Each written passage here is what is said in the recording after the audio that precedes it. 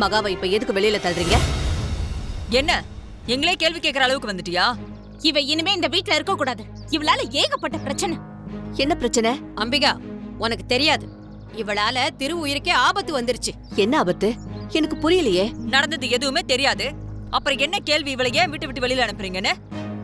இத பாருங்க, எல்லாம் எனக்கு தெரியும். மயில் இப்பதான் எனக்கு போன் பண்ணி எல்லாத்தையும் சொன்னா.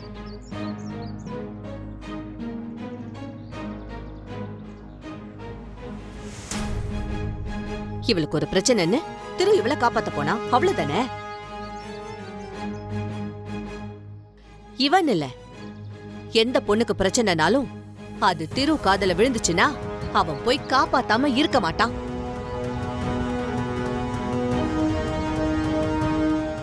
மகா நம்ம வீட்ல வேலை பாக்குற பொண்ணு, நம்மள நம்பிதான் இந்த வீட்லயே இருக்கா. அவளுக்கு ஒரு பிரச்சனை வரப்போ திரு அவளை காப்பாத்துறதுல என்ன தப்பு இருக்கு?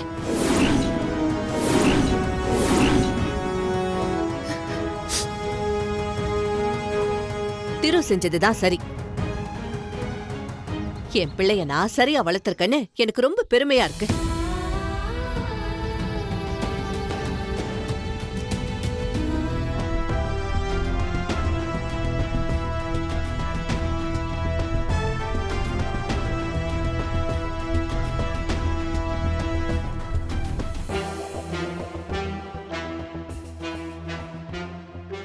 ஏன் அம்பிகா,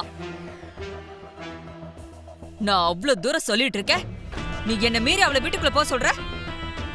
என்ன இந்த வீட்டுல நீ வச்சதா சட்டன்னு முடிவு பண்ணிருக்கியா? அப்படி பொண்ணு தெரியாத மாதிரி மூஞ்ச வச்சுக்கிட்டு பாக்காத. நீ அப்பாவின்னு ஊர் வேணா நம்பலாம், ஆனா நான் நம்ப மாட்டேன். உன் மனசுல என்ன இருக்கு, நீ ஏன் இப்படி எல்லாம் செய்யறன்னு எனக்கு நல்லா தெரியும். அப்படியெல்லாம் இல்ல காஞ்சனா. திடீர்னு அவளை துரத்தி விட்டா அவ எங்க போவா? என்ன நீ அவளுக்கு சர்டிபிகேட் தரியா? தெரியும் எனக்கு உன்னை பத்தி. நீ எதுக்கு இப்படி எல்லாம் பண்றன்னு எனக்கு நல்லா தெரியும். அன்னைக்கு நான் சொன்னப்ப ரொம்ப நல்லவ மாதிரி பேசுன. அப்படியெல்லாம் அவளை பத்தி எந்த அபிப்பிராயமும் கிடையாதுன்னு உன் வேஷம் கலைஞ்சிருச்சுல. உன் மனசுல என்ன நினைச்சிட்டு இருக்கன்னு இப்ப வெளியில வந்துருச்சுல்ல. என் மனசுல வேற எந்த எண்ணமும் கிடையாது அப்படின்னு உன் வாய் தான் சொல்லுது. ஆனா உன் மனசுல என்ன இருக்குன்னு எனக்கு தெரியும். உனக்கு திருதா எல்லாமே. அவனுக்கு அவளால ஒரு பிரச்சனை வந்திருக்கு, அதுக்காக இந்த வீடே அவன் மேல கோவமா இருக்கு. ஆனா நீ திருவுக்கு அந்த பிரச்சனையெல்லாம் மீறி அவளை இந்த வீட்டுக்குள்ள கூட்டிட்டு வரேன்னா என்ன அர்த்தம்? வன்மம்.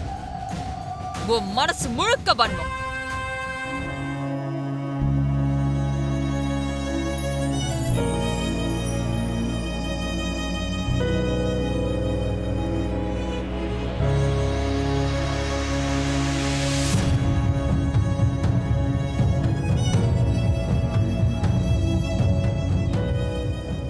மகா லைஃப்ல இவ்ளோ ப்ராப்ளம் இருந்திருக்கு. எல்லா கஷ்டத்தையும் தன் மனசுக்குள்ளே வச்சுக்கிட்டு இத்தனை நாள் வெளியே சிரிச்சு சிரிச்சு பேசிக்கிட்டு இருந்திருக்கா.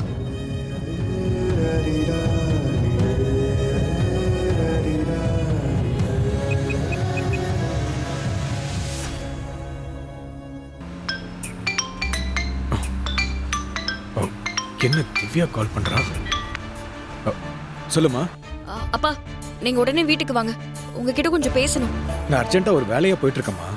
அதெல்லாம் அப்புறம் பாத்துக்கலாம். இது ரொம்ப இம்பார்ட்டன்டான விஷயம். இல்லம்மா, அதுவும் முக்கியமான மீட்டிங். நான் போகாம இருக்க முடியாது. நீ போன்லயே சொல்லுமா, பேசலாம். இது போன்லயே பேசுற விஷயம் இல்ல, நேர்ல தான் பேசி ஆகணும். அப்படி என்னம்மா முக்கியமான விஷயம்? அது மகா சம்பந்தப்பட்ட விஷயம்பா. உங்ககிட்ட இமீடியட்டா பேசியே ஆகணும். வெயிட் பண்ணலாம் டைம் இல்ல. சரிம்மா, நான் வரேன்.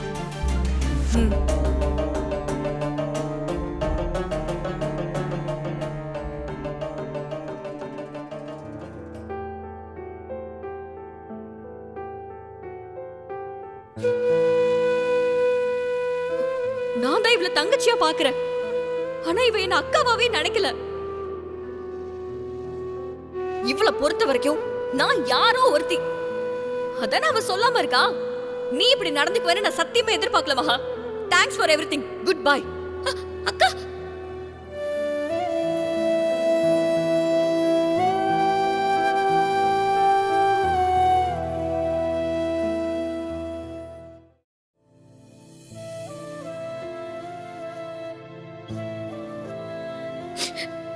ஏம்மா என் வாழ்க்கை மட்டும் இப்படி இருக்கு? ஒரு திக்கு தசை இல்லாம தினம் தினம் பிரச்சனையிலே அல்லாடிட்டு இருக்கேம்மா. எல்லாம் என் கைய மீறி நடக்கும்போது என்ன பண்றதுன்னே எனக்கு தெரியலம்மா. நீங்க இந்த உலகத்தை விட்டு போனப்பவே என்னையும் கூட்டிட்டு போயிருக்கலாம். நான் என்ன பாவம் பண்ணேன்னு எனக்கு தெரியல. நடக்கிறதெல்லாம் பார்த்துட்டு என்ன செய்யறதுன்னு தெரியாம ஒரு முடிவெடுக்க முடியாம தவிக்கிறேம்மா.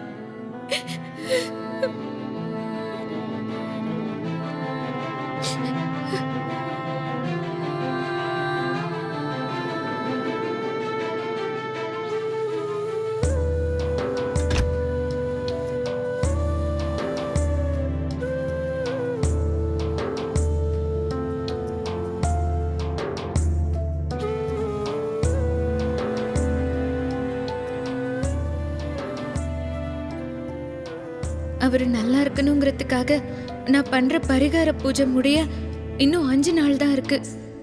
இந்த 5 நாள் தான் இந்த வீட்ல என் வாழ்க்கை. அதுக்கப்புறம் நான் எங்க போறேன்னு எனக்கே தெரியலையேம்மா.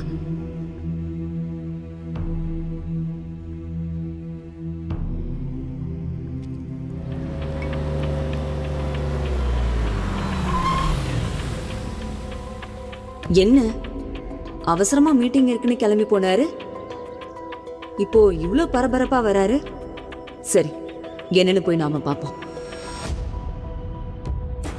திவ்யா, என்னம்மா ஏன் அவளை அர்ஜென்ட்டா வர சொன்ன? மகாக்கு ஏதாவது ப்ராப்ளமா? கிட்டத்தட்ட அப்படிதான்ப்பா. என்ன ஆச்சுமா? என்ன விஷயம்?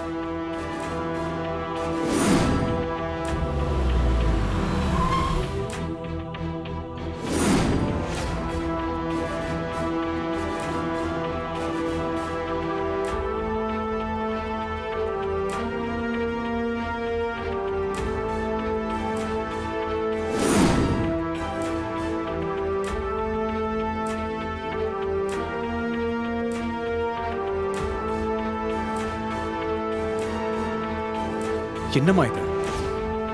ஒரு பொண்ணுக்கு வாழ்க்கையில இப்படி இல்லாம நடக்கும்?